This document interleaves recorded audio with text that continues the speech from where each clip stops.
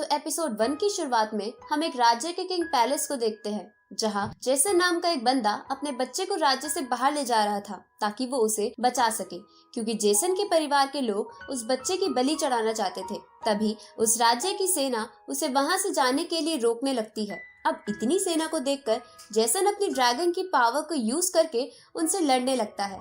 ये देखकर जेसन के परिवार का एक बंदा अपनी पावर को यूज करके उससे लड़ने लगता है, तो जेसन भी ड्रैगन की पावर को यूज करके उसका सामना करता है। अब हम कुछ सालों बाद का समय देखते हैं, जहां एक बड़ा सा मंकी एक जगह पर हमला करने जा रहा था। इसके बाद सीन चेंज होता है और हम स्टोन विलेज नाम के एक गांव को देखते हैं, जहां गांव के मुखिया सभी बच्चों को लड़ने की ट्रेनिंग दे रहे थे, जिनका नाम शेन था, क्योंकि उनके अकॉर्डिंग ये सब उनके लिए जरूरी है ताकि वो सब सरवाइव कर सके। अब उन्हीं बच्चों में से हम एक बच्चे को देखते हैं जिसका नाम एलेक्स था, जो बाकी सबसे छोटा होने के बावजूद भी उन सबसे ज्यादा स्किल्स रखता था। इसलिए टाइलर नाम का एक बच्चा उससे चिढ़ता था। इधर हम स्टोन विलेज के बड़े लोगों को देखते हैं जो एक आग उगलने वाले राइनो को पकड़ने आए थे ताकि उनके गांव के खाने का जुगाड़ हो सके। अब वो सब एक एक कर राइनो पर हमला करने लगते हैं। तभी वहाँ पर एक बड़ी सी ब्लू ईगल आती है जो राइनो को उठाकर भागने लगती है,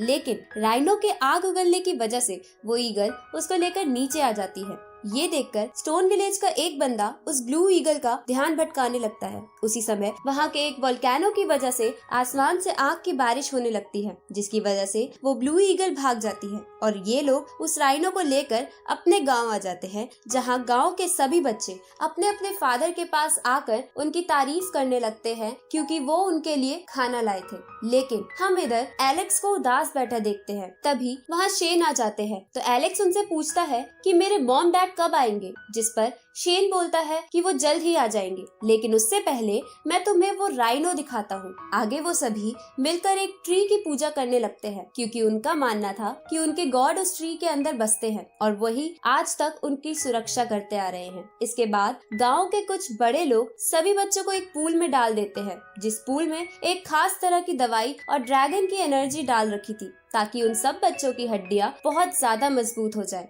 ये देखकर एलेक्स शेन से कहता है कि ये करने के बाद मुझे मेरा फेवरेट मिल तो जरूर मिलेगा ना। तो शेन इसके लिए हंसते हुए मान जाता है और अपनी पावर की मदद से उस पूल को एक्टिवेट कर देता है, जिसकी वजह से उस पूल का पानी उबलने लगता है और एलेक्स को छोड़कर सभी बच्चे पूल से बाहर आ जाते हैं। तभी उस राइनो की एनर्जी पूल से बाहर आती है, तो एलेक्स उसे कंज्यूम कर लेता है, जिसकी वजह से उसका शरीर लावा की तरह गर्म हो जाता है और वो अपनी ताकत से उस पूल को भी उठा पा रहा होता है। ये देखकर शेन बोलता है कि एलेक्स की फिजिकल ताकत पुराने जमाने के एक बीस्ट से मिलती है। अब उस रिचुअल को पूरा करने की वजह से एलेक्स को उसका फेवरेट मिल्क पीने की परमिशन मिल जाती है, लेकिन एलेक्स उस मिल्क को लेकर उस ट्री पर चढ़ा देता है जिसे वो सब गॉड मानते थे और उनसे इमोशनल होके कहता है कि मेरे पेरेंट्स को जल्द से जल्द वापस भेज दो। तभी वहाँ पर एक बच्ची आती है जो उसे बताती है कि उसका भाई और उसका दोस्त ब्लू बर्ड के अंडे को लेने गए हैं।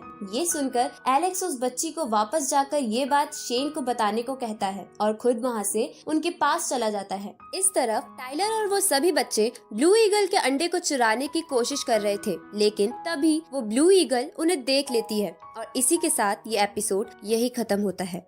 तो एपिसोड 2 की शुरुआत में ब्लू ईगल उन सब पर हमला करने के लिए आगे बढ़ती है। तभी वहाँ एलेक्स आ जाता है और उन्हें अंडा छोड़कर वहाँ से भागने को कहता है। तो टाइलर कहता है कि हम अंडा लिए बिना यहाँ से नहीं जाएंगे। इसके बाद वो सब तेजी से ब्लू ईगल के घोंसले से नीचे उतरने लगते हैं। तो ब्लू ईगल अपनी पावर की मदद से उनकी रस्सी काट देती है, पर वो सब रेत में गिरने की वजह से बच जाते हैं। अब वो सब अंडे को लेकर वहाँ से भागने लगते हैं और ब्लू ईगल उनका पीछा करते हुए उन पर अटैक करने लगती है। तभी टाइलर एलेक्स के कहने पर अंडा उसे पास कर देता है, लेकिन इसकी वजह से वो ब्लू ईगल उसके पीछे पड़ जाती है। तो एलेक्स भागते हुए ब्लू ईगल के ऊपर चढ़ जाता है और उसके पंख पकड़ लेता है। इधर बाकी बच्चे ईगल पर पत्थर फेंकने लगते हैं, तो ब्लू ईगल उन पर हमला करती है, लेकिन एलेक्स उन्हें बचा लेता है। अब वो सब घने जंगलों में भागने लगते हैं। तभी एलेक्स मुक्का मारकर एक पहाड़ में गुफा बना देता है और वो सब उसके अंदर चले जाते हैं। तो वो ब्लू ईगल अंदर आने की कोशिश करती है, लेकिन उसी समय गलती से एलेक्स का हाथ एक पत्थर पर लग जाता है, जिसकी वजह से उस पहाड़ की प्रोटेक्टिंग शील्ड एक्टिवेट हो जाती है जो स्टोन विलेज के पूर्वजों ने बनाई थी। ये देखकर ब्लू ईगल हमला करके उस शील्ड को तोड़ देती है और तेजी से अंदर घुसने की कोशिश करने लगती है। तभी स्टोन विलेज के बड़े लोग वहां आ जाते हैं और उस ब्लू ईगल पर हमला करने लगते हैं। इधर सभी बच्चे शेन के पास जाते हैं, जिन्हें देखकर शेन समझ जाते हैं कि ब्लू ईगल उनके पीछे क्यों पड़ा है, इसलिए वो उन्हें लेकर वहां से गांव भागने लगते हैं, क्योंकि उनके गांव को उनके गॉड प्रोटेक्ट करते हैं और उन पर कोई हानि नहीं पहुंचने देते। अब ब्लू ईगल शेन और बच्चों को भागता देखकर उन पर अटैक करती है, लेकिन शेन बच्चों को बचा लेता है। तभी वो सब लोग गांव के अंदर पहुंच जाते हैं, तो ब्लू ईगल भी गांव में घुसने की कोशिश करती है, पर उनके गॉड उस ईगल को दूर फेंक देते हैं। उसी समय उस ईगल का अंडा फूट जाता है और उसके अंदर से एक ईगल का बच्चा बाहर आता है, लेकिन इतनी भाग दौड़ की वजह से वो मर जाता है। ये देखकर वो ब्लू ईगल बहुत ज्यादा गुस्सा हो जाती है और अपनी पावर का इस्तेमाल करके गॉड के द्वारा लगाई शील्ड को तोड़ देती है। अब वो ब्लू ईगल अपने बच्चे के पास जाती है, जिसे मरा हुआ देखकर वो चीखने लगती है। तभी गॉड उस पेड़ की टहनी को ईगल के बच्चे के पास लाकर कुछ जादू करते हैं, जिसकी वजह से वो जिंदा हो जाता है। साथ ही गॉड ने उस बच्चे में एक स्पेशल पावर भी डाल दी थी।